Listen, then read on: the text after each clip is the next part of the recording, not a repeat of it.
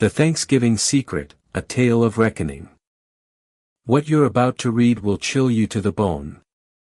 Can you imagine, amidst the most important family dinner of the year, with your adult children by your side, the person you thought you knew better than anyone drops a bombshell that changes everything? That's precisely what happened to our protagonist, Amelia. The cranberry sauce was still bubbling gently on the stove when Robert's phone buzzed for the 7th time that morning. I watched him from the kitchen doorway, and his face lit up in a way I hadn't seen in months. At least not for me. "Honey, could you help me with the turkey?" I called out, wrestling with the 20-pound bird that had been roasting since dawn. The kitchen smelled of sage and butter, exactly like my mother's when I was a girl. I'd been up since 5 a.m., determined to make this Thanksgiving perfect. In a minute, he mumbled, his thumbs flying across the screen. I lifted the turkey myself, feeling the familiar twinge in my lower back that reminded me I wasn't 25 anymore. I was 47, and my husband couldn't tear his eyes away from his phone long enough to help me with a meal I'd planned for a week. But I swallowed the irritation. Today was for family. Marcus had driven all the way from Boston the night before, handsome in his new suit, but with tired eyes. His consulting job was demanding, but he'd made the effort to be here. Isla had arrived that morning in her usual whirlwind of energy, arms full of wine bottles and tales of her postgraduate studies. Seeing them both back at our table, laughing and catching up, made every single hour of preparation worth it. The dining room looked like a postcard. I'd used my grandmother's china, the delicate blue pattern that only came out for special occasions. The centerpiece was a cornucopia that had taken me 2 hours to arrange with miniature gourds, autumn leaves, and battery-operated candles that flickered like real flames. Robert had walked past 3 times without a single comment. "Mom, this stuffing is incredible," Marcus said, serving himself a second helping. "Is this the same recipe Grandma used?" With a few tweaks, I smiled, watching him savor each bite. "This year, I put in some dried cherries." Isla raised her wine glass. "To Mom, for pulling off another Thanksgiving miracle." Her cheeks were flushed from the Pinot Noir, and she looked so young and happy that my heart swelled. We clinked glasses, and for a moment, everything felt right.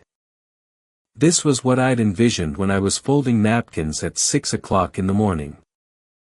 When I was mashing potatoes by hand instead of using the mixer because they just tasted better that way. This warmth, this connection, this sense of belonging. Robert's phone buzzed again. He glanced at it, and something in his expression shifted. "Everything all right, Dad?" Isla asked, noticing his distraction. "Fine," he said quickly, sliding the phone into his pocket. But his leg bounced under the table, just as it did when he was anxious about something. I'd been married to this man for 23 years. I knew his tells, the way he cleared his throat when he was about to say something difficult, the way he avoided eye contact when he was hiding something, the way he straightened his shoulders when he was about to make an announcement he deemed important. He was doing all 3 right now. "Actually," Robert said, rising so abruptly that his chair scraped across the hardwood floor. The sound cut through our conversation like a knife. Marcus and Isla stared at him, forks halfway to their mouths. He cleared his throat. "I have something to tell everyone." His voice had that forced casualness he used in business meetings, the tone that said he'd rehearsed this moment. My stomach tightened. "Robert," I said softly. "Can't this wait until after dinner?" He didn't look at me. "I'm selling the house." The words hit the table like a physical blow. Isla's wine glass froze halfway to her lips. Marcus's fork clinked against his plate. "What?" Isla whispered, but Robert wasn't finished. He was looking past us now, as if addressing a boardroom instead of his family. Eleanor and the kids need more space. Noah is 8, Liam is 6, and little Chloe just turned 4. They're growing fast, and their apartment is too small. The silence that followed was deafening. I could hear the grandfather clock ticking in the hallway, the distant hum of the refrigerator, the sound of my own heartbeat in my ears. Eleanor. He'd said her name in our dining room, at our Thanksgiving table, in front of our children. The woman whose existence I'd been pretending not to know about for months. Marcus's face had gone pale. Dad, what are you talking about? Eleanor is my girlfriend, Robert continued as if he were discussing the weather. We've been together for 8 months. She has 3 children from her previous marriage, and they need stability. A real home. Isla made a sound as if she'd been punched. Girlfriend? I sat perfectly still, hands folded in my lap, watching my children's faces crumble. This was how he chose to tell them. Not in private, not gently, not with any consideration for their feelings. Like a business transaction. The house will sell quickly in this market, Robert continued, oblivious to the devastation he was causing. Eleanor found a beautiful place in Richmond with a big yard and good schools. 5 bedrooms, 3 baths. The kids will love it. What about us? Isla's voice was barely a whisper. What about Mom? Finally, Robert looked at me. There was something almost defiant in his expression, as if he expected me to make a scene, to cry or scream or beg, to give him a reason to paint me as the hysterical wife who couldn't handle his happiness. Instead, I rose slowly, calmly, and walked to my purse on the kitchen counter. My hands were steady as I withdrew the envelope I'd been carrying for 3 weeks, waiting for the right moment. Or perhaps waiting for the worst moment, which apparently was now. I returned to the table and placed the envelope beside his plate, directly on top of the gravy stain he'd made during his little speech. Since you're making announcements, I said quietly, meeting his eyes for the first time all day. Then I sat back down, picked up my fork, and took a bite of sweet potato casserole. It tasted like ash, but I chewed it anyway, maintaining eye contact with the man who had just destroyed our family's Thanksgiving with the casual cruelty of someone reading a grocery list. The envelope sat there between us like a loaded weapon. And for the first time since he'd started speaking, Robert looked uncertain. Robert's fingers hovered over the cream-colored envelope as if it might bite him. The confident businessman who had just announced the sale of our family home was gone, replaced by someone who looked genuinely afraid. His hand trembled as he picked it up, feeling its weight. What is it, Dad?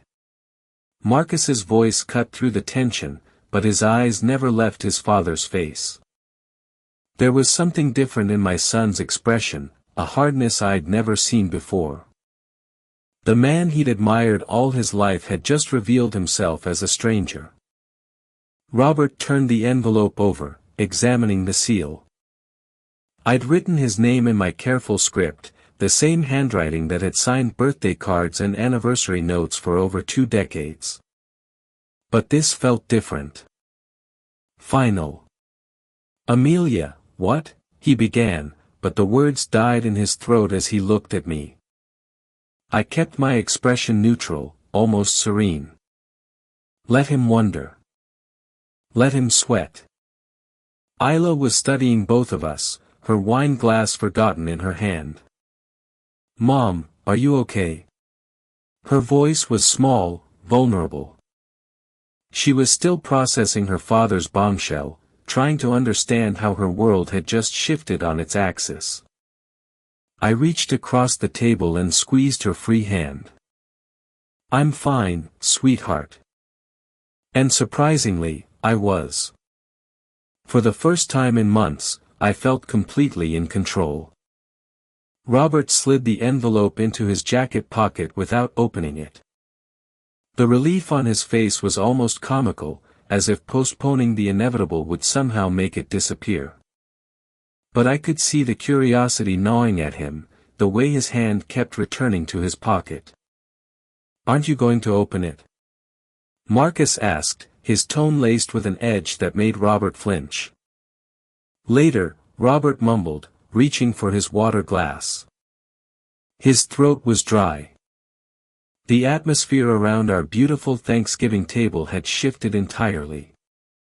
What had been warm family banter was now forced and awkward. Isla kept looking between her father and me, trying to piece together a puzzle that was missing all its parts. Marcus had stopped eating altogether, his jaw tight. I continued with my meal, savoring each bite. The turkey was perfectly juicy. The stuffing had just the right amount of herbs, and the cranberry sauce had that perfect balance of tart and sweet. All those hours of preparation hadn't been in vain. After all, this meal would definitely be memorable.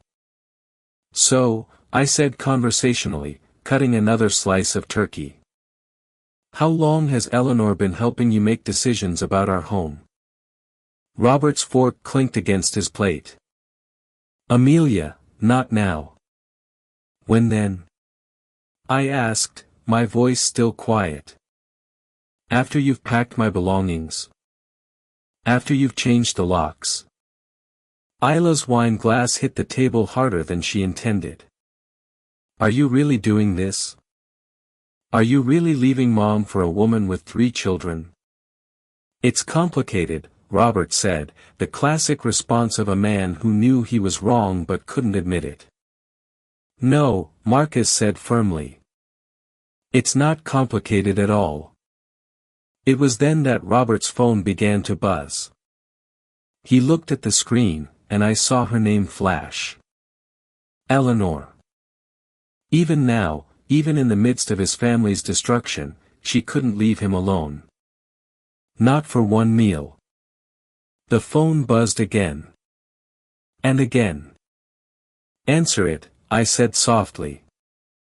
"Don't let us keep you from attending to your priorities." He declined the call. His face flushed. "It's work." Isla actually laughed, but there was no humor in it.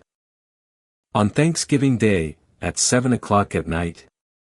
The phone buzzed for a 4th time. Robert's composure was cracking. He kept touching the pocket where the envelope was hidden. His leg bounced more frantically under the table. "You know what?" Marcus stood abruptly, his napkin falling to the floor. "I've lost my appetite." He looked at his father with such disappointment that even I felt it. 23 years of marriage, Dad. 23 years of what I thought was a happy family. And you announce your affair at Thanksgiving dinner like you're discussing quarterly earnings. Marcus, you don't understand. I understand perfectly. Marcus's voice was cold, controlled. You decided your happiness was worth more than Mom's dignity, more than our family traditions, more than looking your children in the eye without lying. Robert opened his mouth to respond, but Marcus was already walking away. We heard his footsteps on the stairs, then the firm click of his childhood bedroom door as it closed. Isla's eyes shimmered with unshed tears. "Daddy," she whispered, using the name she hadn't called him in years. "How could you do this to us?" For a moment, Robert's mask dropped completely. I saw regret flicker across his features, genuine pain at hurting his daughter. But then his phone buzzed again, and the moment was gone. This time, he answered. "I can't talk right now," he said quietly, turning away from the table. But Isla and I could hear Eleanor's voice through the speaker, sharp and demanding. We couldn't make out words, but the tone was clear. She was not happy to be ignored. I said, "I can't talk," Robert repeated, his voice strained. He ended the call and immediately placed his phone face down on the table. The silence that followed was deafening. Isla looked at her father as if seeing him for the first time. I continued eating, letting the quiet stretch between us. Sometimes silence said more than words. Finally, Isla spoke. "I think I need some air." She rose carefully, her movements deliberate and controlled. "Mom, do you want me to help clear the table?" "It's okay, sweetheart. Go get some fresh air."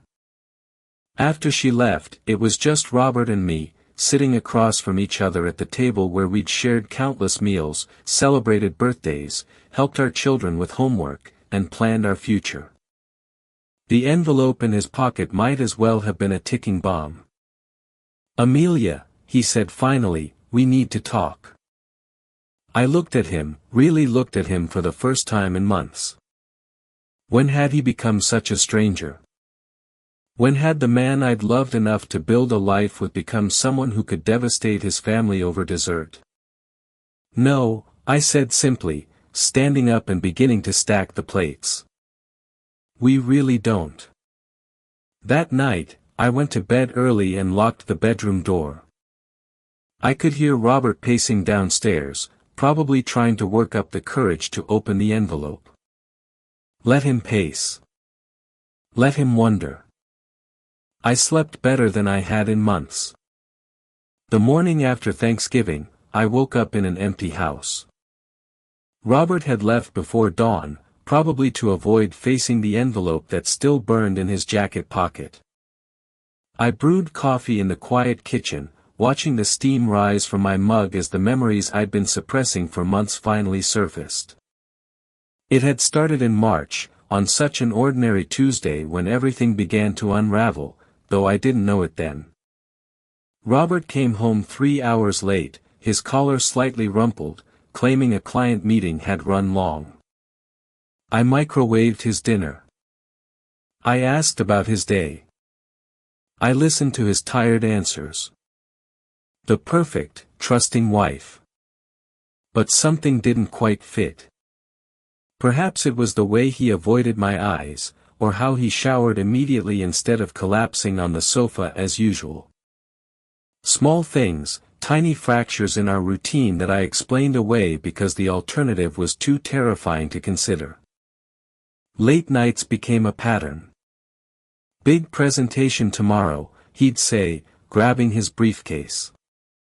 "Don't wait up for me." I'd lie in bed listening for his car in the driveway, watching the clock as midnight turned to 1 a.m., then 2. When I questioned the long hours, he'd sigh heavily, making me feel guilty for questioning his dedication to providing for our family. April brought the canceled plans. Our anniversary dinner at the Ivy, the restaurant where he'd proposed 24 years ago, was postponed due to an urgent client crisis. The theater tickets Isla had given us for my birthday went unused when Robert suddenly had to fly to Chicago. Each disappointment came with elaborate apologies and promises to make it up to me later. Later never came. Eleanor Davies first appeared as a name in casual conversation. Eleanor from accounting thinks we should restructure the quarterly reports. Eleanor suggested a new software system for client tracking. Just another colleague at Robert's expanding firm, someone whose opinion he valued professionally. Then I started seeing her on his phone. The first picture was innocent enough, a group shot from the office Christmas party, which I hadn't attended due to the flu. Eleanor was blonde, petite, standing just close enough to Robert to catch my eye. She had the kind of bright, unlined face that spoke of someone at least 10 years younger than my 47. But it was the second picture that made my stomach churn. Robert and Eleanor in what looked like a coffee shop, her 3 small children clustered around them. She was laughing at something he'd said, her hand resting on his arm, while a tiny girl with pigtails sat on his lap as if she belonged there. I found it by accident, scrolling through his phone to check the weather while mine was charging. The photo was dated 2 weeks prior, a Saturday, when Robert had claimed to be playing golf with his college friend Chris. "Robert, who are these children?" I asked that night, showing him the screen. My voice was calm, curious, giving him every opportunity to explain. Robert barely glanced at the phone before rattling off his answer. "Oh, that's Eleanor from work. She's going through a messy divorce. Needed someone to talk to. Those are her kids. Cute, right? Poor things are really struggling with their parents' separation." The explanation was smooth, rehearsed, delivered with just the right amount of concern for Eleanor's fictitious plight. But I noticed how he immediately took his phone back. How his thumb moved to delete the photo without a thought. "You're helping her with her divorce?" I pressed gently. "Someone has to." His tone carried that edge of righteousness that meant the conversation was over. "She doesn't have many friends, Amelia. Sometimes people just need support through tough times." I wanted to believe him, desperately. So, I pushed down the uneasy feeling in my stomach and chose trust over suspicion. After all, this was Robert. My Robert, the one who brought me coffee in bed every Sunday morning and remembered to pick up my favorite wine on the way home from work. But the phone calls became harder to ignore. Eleanor's name lighting up his screen during dinner, during our morning coffee, even during Marcus's graduation ceremony. Robert would look at it, frown, and let it go to voicemail. "She's having a rough time," he'd explain. "Probably needs advice on the custody battle." The custody battle that, as I later found out, didn't exist because Eleanor had been divorced for 3 years. One July afternoon, Isla called while Robert was upstairs, supposedly working. We were chatting about her summer internship when she mentioned seeing her dad at the park near her apartment. He was with a woman and her kids, Isla said casually, playing on the swings. Looked like a real family outing. I almost went to say hello, but they seemed, I don't know, intimate. Like I'd be interrupting something private. My hands went cold. What did the woman look like? Blonde, pretty, younger than you. The kids were adorable. 2 little boys and a girl. Dad was pushing the little girl on the swing, and she was laughing her head off. It was actually really sweet, but... Isla's voice trailed off. "But what, honey? It was just weird seeing Dad with other people's kids. He looked so natural with them, like he'd done it 100 times before. And the way the woman looked at him." Isla paused. "Mom, is everything okay between you and Dad?" I lied seamlessly, protecting both my daughter and myself. "Everything's fine, sweetheart. Dad probably just ran into his coworker and her kids. You know how he is with children." But after I hung up, I sat in the darkened living room for hours. Pieces of a puzzle I'd refused to see finally clicked into place. The late nights, the cancelled plans, the constant phone calls, the photos, and now this. My husband, playing house with another woman's children while I sat at home wondering what had gone wrong in our marriage. It was then that I stopped fighting for his attention and started paying attention instead. I listened when he spoke, noting the small inconsistencies in his stories. I watched his face when his phone rang, recognizing the different expressions he put on for different calls. I began to document the changes in our finances, the inexplicable withdrawals, the credit card charges from restaurants I'd never been to, the mysterious cash purchases that never had an explanation. The word downsize first came up in September. Robert mentioned it casually over breakfast as if he were discussing the weather. "The housing market's pretty hot right now," he said, not looking up from his tablet. "Might be smart to think about downsizing while we can get top dollar for this place." I knew then, from the way he avoided my eyes, the careful casualness of his tone, the timing of it all, that he wasn't planning to downsize with me. He was planning to expand with someone else.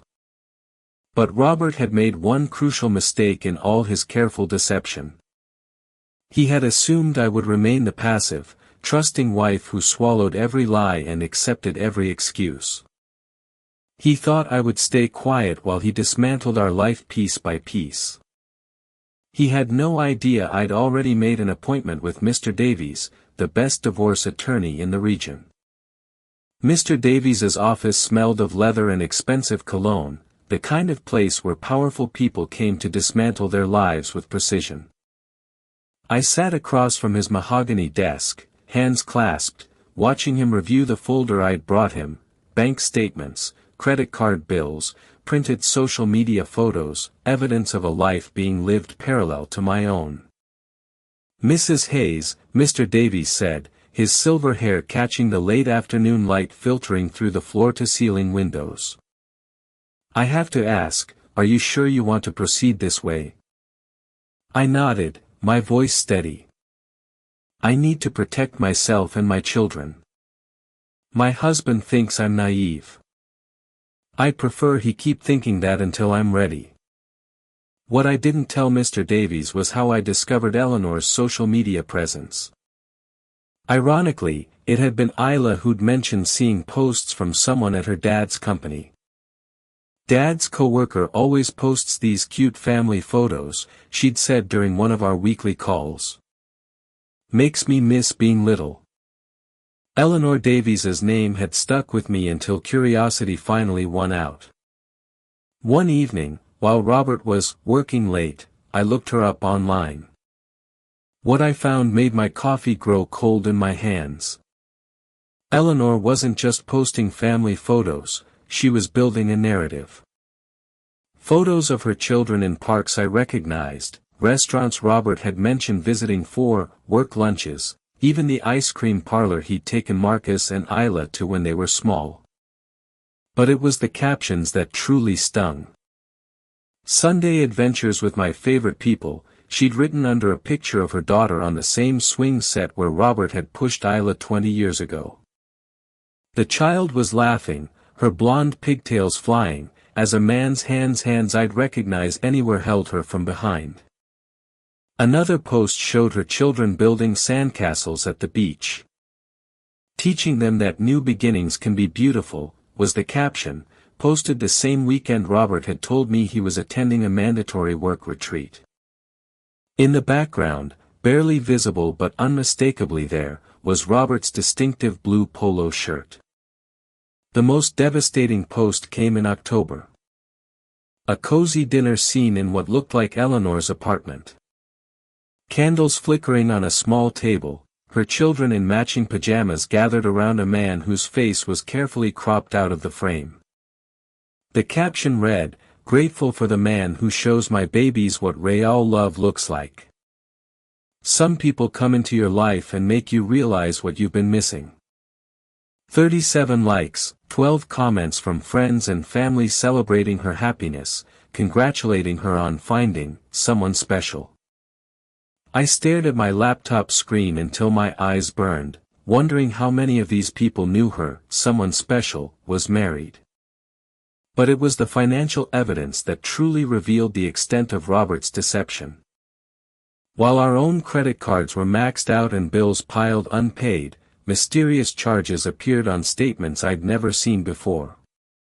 A joint account I'd discovered purely by accident when mail arrived at our address for Mr. and Mrs. R. Hayes. Except that Mrs. wasn't me. I'd torn open that envelope with trembling hands, finding statements for a credit card I'd never signed for, in the names of Robert and Eleanor Davies. The charges painted a picture of domestic bliss, supermarkets, toy stores, children's clothing shops. $600 at a place called Dreamy Little Furnishings, likely bunk beds for her children. $400 at Princess Boutique, no doubt for her daughter. Meanwhile, our mortgage payment had been late twice, and I'd had to use my own savings to cover the electricity bill when Robert claimed his direct deposit had been delayed. The most painful discovery came when I found receipts in Robert's jacket pocket. Not suspicious in themselves, just everyday purchases from a grocery store and a pharmacy. But the items told a story that broke my heart: children's Tylenol, character band-aids with princesses and superheroes, bedtime storybooks, even a receipt for a birthday cake with "Happy 4th Birthday Chloe" written in pink frosting. He was living a full-fledged father's life with Eleanor's children while his own adult kids wondered why he seemed so distant during family calls. I started documenting everything: screenshots of social media posts, copies of financial statements, photographs of receipts. Not because I wanted to hurt him, but because Mr. Davies had warned me that men like Robert, successful, charming, well-connected, often tried to rewrite history during divorce proceedings. He'll claim the money was for legitimate business expenses, Mr. Davies had explained during our second meeting. He'll say the social media posts were misinterpreted, that he was just being kind to a colleague going through a hard time. Men in his position are very good at controlling narratives. I kept everything in a safety deposit box at a bank across town, a place Robert would never think to look. Every Friday, I'd make my weekly deposits, adding new evidence to the growing pile. It felt like preparing for war, which I suppose it was. The tipping point came on our anniversary, October 15th, a date that had once meant romantic dinners and thoughtful gifts, long walks and whispered promises about growing old together. I'd made reservations at the Ritz 6 weeks in advance, double-checking to make sure everything was perfect. At 5 p.m., I was pulling on the little black dress Robert had once said made me look dazzling. At 5:30, I was touching up my makeup one last time. At 6 o'clock, I was standing by the front door, heels on, coat on, car keys in hand. Robert's call came at 6:15. "Amelia, I'm so sorry, but Eleanor is having an emergency. A total breakdown over the custody situation. I can't leave her alone with the kids in this state. We can postpone, maybe this weekend." I stood in our entryway, looking at myself in the mirror, dressed up with nowhere to go, married to a man who was elsewhere playing hero to another woman's crisis. The woman whose existence he had once denied, whose relationship with him he had minimized, whose children were now more important than his wife of 23 years. "Of course," I said, my voice quiet as glass. "Family emergencies come first." After I hung up, I didn't take off the dress. Instead, I drove to the Ritz alone, sat at our table for two, and enjoyed the most expensive bottle of wine on the menu. The staff were kind, pretending not to notice that the woman celebrating her anniversary was dining alone. That night, while Robert was presumably comforting Eleanor through her convenient breakdown, I called Mr. Davies from my car in the restaurant parking lot. "It's time," I said simply. The next morning, while Robert slept, exhausted from his night of emotional support, I met with Mr. Davies and his team.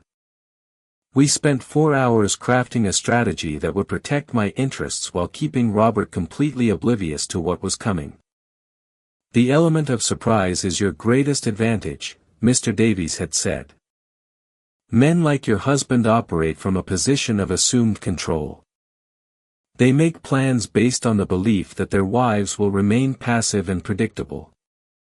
But I was done being predictable. The week after Thanksgiving dragged by like a wounded animal. Robert moved through the house like a ghost. The unopened envelope seemed to burn whatever pocket he'd slipped it into. I watched him check his jacket, his briefcase, his bedside table drawer, always making sure it was still there, never brave enough to face what was inside. I continued with my normal routine with an almost zen-like calm: morning coffee, afternoon errands, evening news. But beneath the surface, I was electric with anticipation. Every time Robert's hand moved towards that envelope, every time he started to say something and then stopped, I felt like a pianist waiting for the perfect moment to strike the final chord. Thursday morning, exactly 1 week after he'd destroyed our family Thanksgiving, I was making pancakes when I heard footsteps on the stairs. Heavy, deliberate steps, speaking of a man who had finally mustered the courage to face his reckoning. Robert appeared in the kitchen doorway, the cream-colored envelope clutched in his trembling hands like a weapon he feared would explode. His hair was disheveled, his eyes bloodshot. Clearly, he hadn't slept much. "All right, Amelia," he said, his voice raw. "What is this?" I flipped a pancake with ease, not turning around. "Open it and find out." The sound of paper tearing filled the kitchen. I could hear him unfolding the documents inside, the rustle of official paperwork that would change everything. Then came the silence, long, dreadful, an absolute quiet that stretched between us like a chasm. When he finally spoke, his voice was barely a whisper. You transferred the deed." I turned slowly, meeting his eyes for the first time in days. His face had gone completely white, and his hands were shaking so hard the papers rattled. 3 months ago, I said conversationally, as if we were discussing the weather. "It's amazing how much paperwork goes unread when you're busy playing house with another family's children. You trapped me." The words came out as a hiss, full of rage and disbelief. "You planned all this." I took a sip of my coffee, savoring the warmth. "I protected myself. There's a difference." "The house," he started, and then stopped, his mind clearly processing the implications. "Eleanor is expecting. We've been planning." "Eleanor is expecting the house that was never yours to give," I said, setting my mug down with deliberate care. "Funny how that works, isn't it?" Robert's phone began to ring. Eleanor's name flashed on the screen, and I watched the color drain completely from his face. Clearly, he'd promised her something he couldn't deliver, and now reality was calling. He answered on the 4th ring, his voice falsely cheerful. "Hello, darling." Eleanor's voice was sharp enough that I could hear every word from across the kitchen. "Robert, I've been thinking about the timeline for the house sale.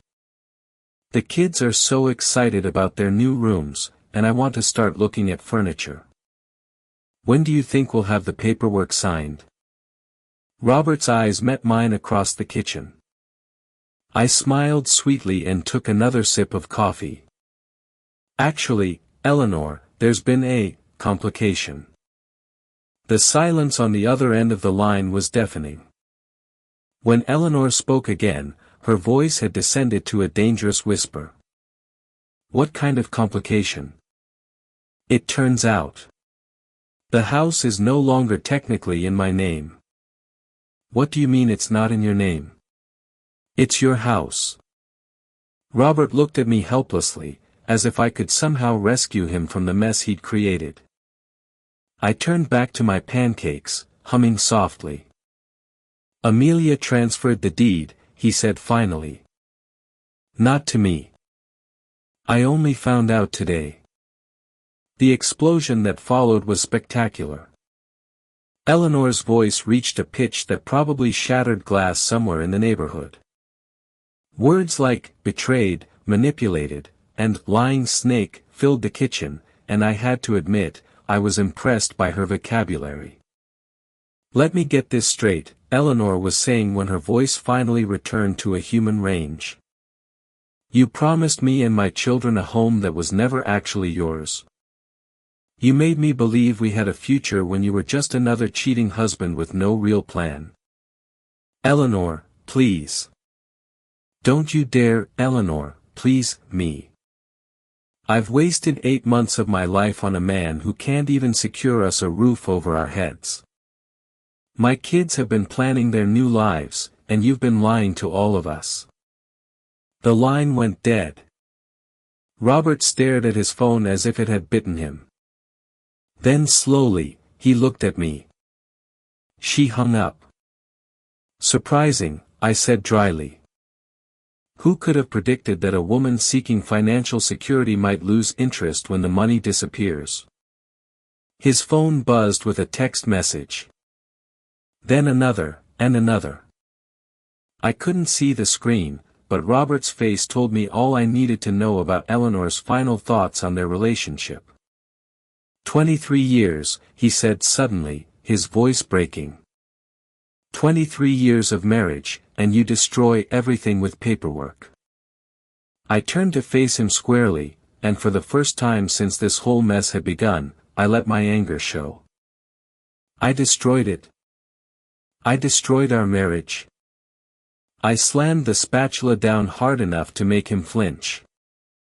You stood in our dining room, in front of our children, and announced your plans to sell our home for your girlfriend's convenience. But somehow I'm the one who destroyed our marriage. You could have talked to me. The word came out sharp as broken glass. When? Between your late nights at work and your emergency calls from Eleanor? Between your lies about golf games and your secret credit cards? Exactly when was I supposed to have this conversation with the stranger wearing my husband's face? Robert tried calling Marcus and Isla that afternoon. I watched him pace the living room, leaving one unanswered voicemail after another. When Marcus finally picked up on the fourth call, their conversation lasted exactly 30 seconds. We're with Mom, Marcus said, his voice clearly audible through the speaker. You made your choice at Thanksgiving dinner. We've made ours. Isla's response was even shorter when Robert called her that night. Don't call me again until you're ready to apologize to Mom. And I mean a real apology, not the fake corporate language you've been using. By Saturday, I was hosting my book club brunch in the kitchen Robert had once planned to give to Eleanor. 8 women gathered around the island where I'd laid out fresh fruit, croissants, and the kind of expensive coffee I'd been rationing because our finances were tight. The laughter that filled the space felt different than it had in months. Lighter, freer. Amelia, you seem so relaxed lately, my friend Sarah remarked, reaching for another strawberry. You're practically glowing. I looked at the women who had been my friends for years, sitting in the house I had protected, enjoying the life I had fought to preserve. I feel like I finally stopped holding my breath, I said. And for the first time in months, that was entirely true. The divorce papers arrived on a Tuesday in February, delivered by a messenger who looked apologetic for interrupting my morning coffee. I signed them with steady hands, noticing how Robert had filed first, his last attempt to control a narrative that had already slipped from his grasp like water. Mr. Davies had warned me this would happen. Men like Robert need to feel they're driving the process, he'd explained during one of our strategy sessions. Let him file. Let him think he's taking control. Meanwhile, we'll be 3 steps ahead with our counterclaim. I left the papers on my kitchen counter unopened. There'd be time to review Robert's version of our marriage's dissolution later. For now, I had a life to rebuild. And surprisingly, it felt lighter with each passing day. Robert had moved out in January, taking only his clothes and leaving behind 23 years of shared memories as if they were someone else's possessions. He rented a small apartment across town, not the spacious house he promised Eleanor, but something that would serve while he regrouped. I learned from Isla that Eleanor had given him an ultimatum after their breakup: prove he could provide the stability she needed or lose her permanently. Apparently, He'd chosen to fight for her. Spring brought an unexpected development. Isla called me one sunny April morning, her voice bubbling with news that chilled me to the bone. "Mom, you are not going to believe this," she said. "Dad's getting remarried to Eleanor in June." My coffee cup almost slipped from my hand. "Remarried already?" "I know, right? The divorce isn't even final yet. But apparently Eleanor forgave him after he promised they'd try for a baby together. She wants to give her kids a sibling, and Dad is totally on board. A baby. At 51, Robert was planning to start over completely, erase his first family, and build a new one with a woman 20 years his junior. The audacity was breathtaking. "Are you invited?" I asked carefully. Isla's laugh was bitter. "Both of us, Marcus and I. Dad sent formal invitations like we were distant relatives instead of his children. Marcus threw his in the trash, but I'm thinking of going just to watch the spectacle." After I hung up, I sat in my garden for a long time, processing this latest twist. Robert wasn't just moving on, he was rewriting his entire identity. The man who had complained about changing diapers when our kids were babies was now promising to do it all again. But something nagged at me. Eleanor was 32, young enough to have more children. But why was she so focused on getting pregnant immediately?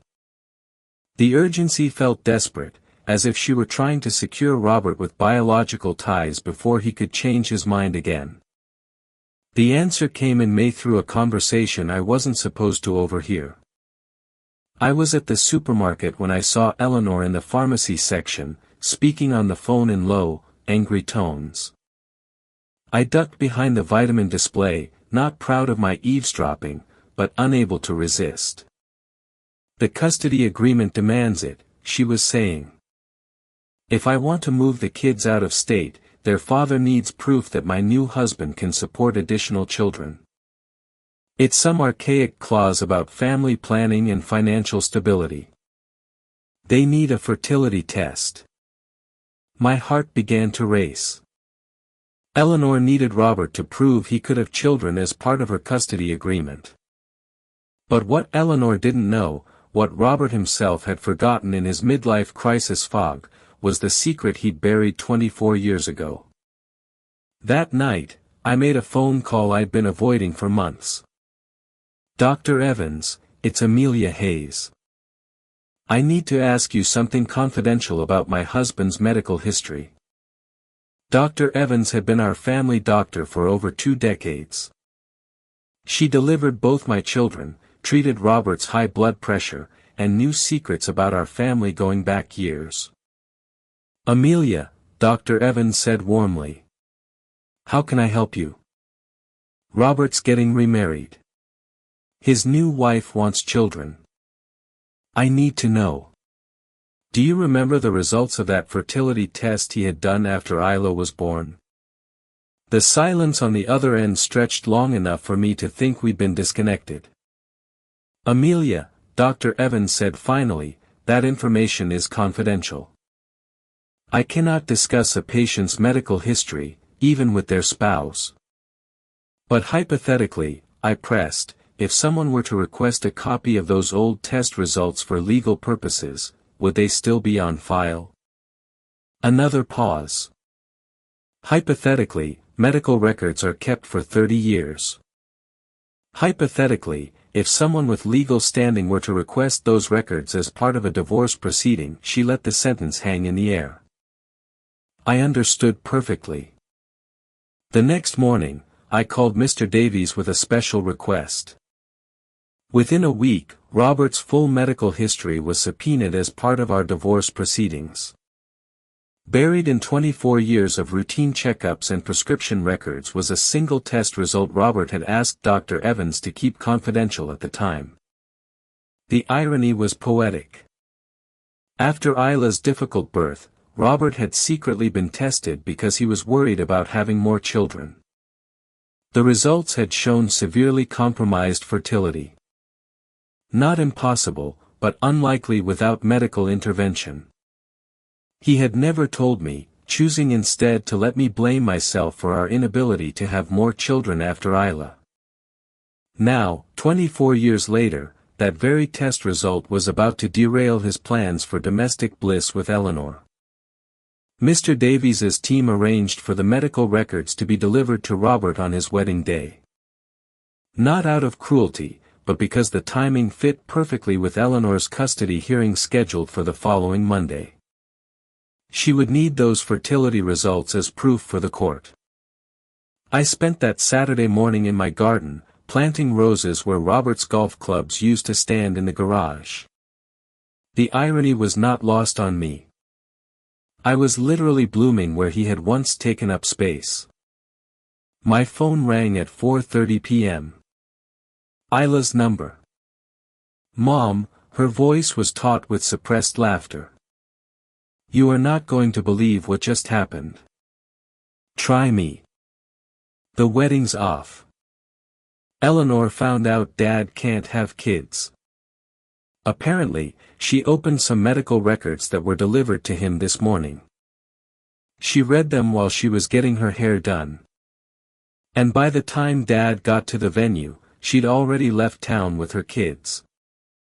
I closed my eyes, feeling the warm sun on my face. "That's unfortunate."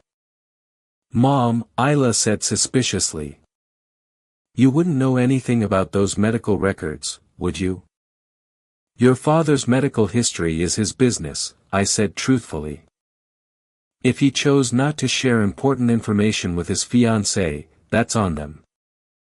That evening, I sat on my front porch with Marcus and Isla, sharing a bottle of wine and watching the sunset paint the sky in hues of victory. Robert was somewhere across town, probably sitting in an empty banquet hall, surrounded by centerpieces no one would see, and a future that had evaporated like morning mist. Meanwhile, we were exactly where we belonged, in the house he'd tried to give away. Building new memories on the foundation of old ones, proving that sometimes the best revenge is simply refusing to let someone else's choices destroy your happiness. Karma, I'd learned, doesn't always arrive when you expect it. But when it does, it has impeccable timing. The autumn leaves were just beginning to turn when the invitation arrived in my mailbox. Cream cardstock, elegant script, the kind of formal announcement that spoke of new beginnings and careful planning.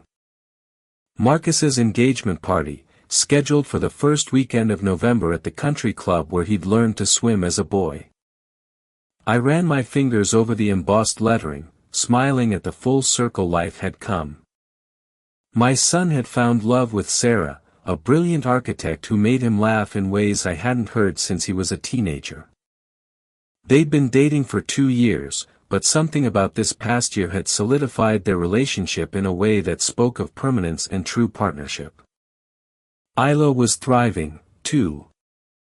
She'd graduated summa cum laude and landed a position at a prestigious environmental law firm in London. Her voice during our weekly calls carried a confidence that hadn't existed before, as if watching me rebuild my life had given her permission to dream bigger for her own. The house had truly become mine in ways that went beyond legal documents. I'd repainted the living room a soft sage green, hung artwork I'd chosen without consulting anyone else's opinion, and converted Robert's old office into a reading nook filled with plants and natural light. The space breathed differently now, unburdened by pretense and hidden resentments.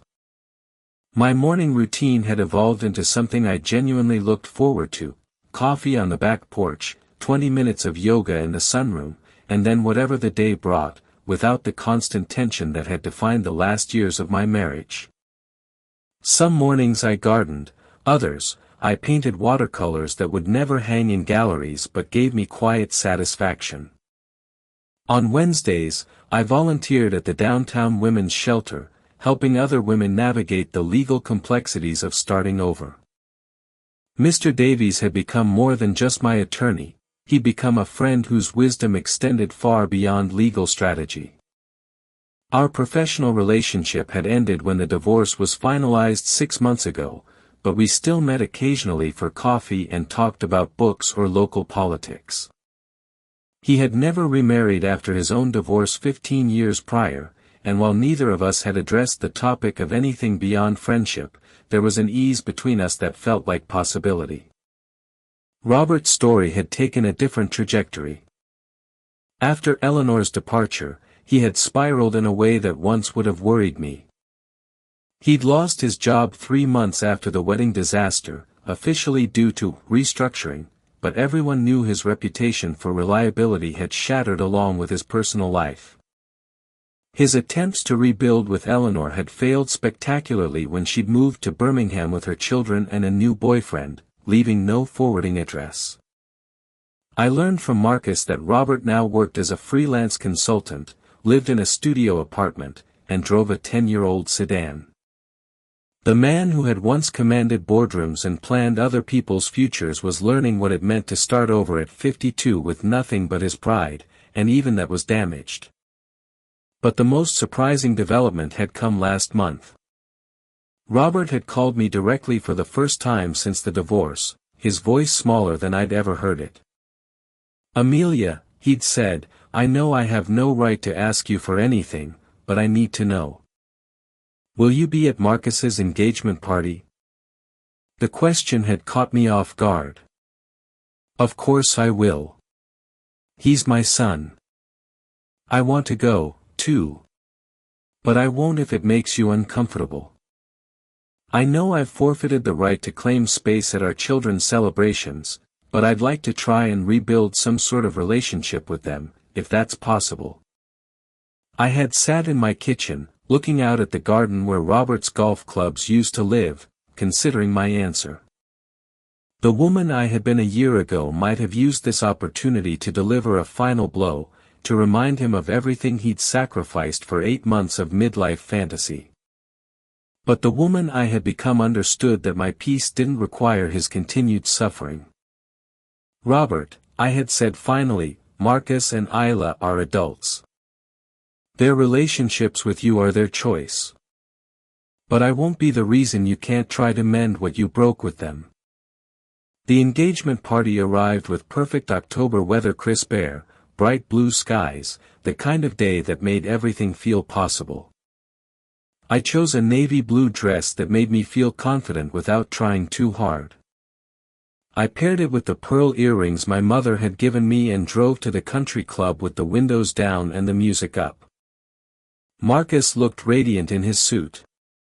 Sarah glowed beside him in a champagne-colored gown. They moved through the crowd like people who genuinely enjoyed each other's company, stopping to talk to friends and family who had gathered to celebrate their future together. Robert arrived halfway through the cocktail hour, looking uncertain as he stood in the doorway scanning the room. He'd lost weight, and his hair had more gray than I remembered, but he had dressed carefully for the occasion. When Marcus saw him, I watched my son's face carefully, trying to gauge his reaction. What I saw surprised me. Not forgiveness, exactly, but something softer than the anger that had defined their relationship for the past year. Marcus approached his father with Sarah at his side and spoke quietly for several minutes before Marcus introduced Sarah to the man who had missed so much of their courtship. Isla joined them a few minutes later, and I watched from across the room as my children made their own choices about redemption and second chances. They were kind but not effusive, polite but not warm. Robert would have to earn his way back into their lives, one conversation at a time, and there were no guarantees he would succeed.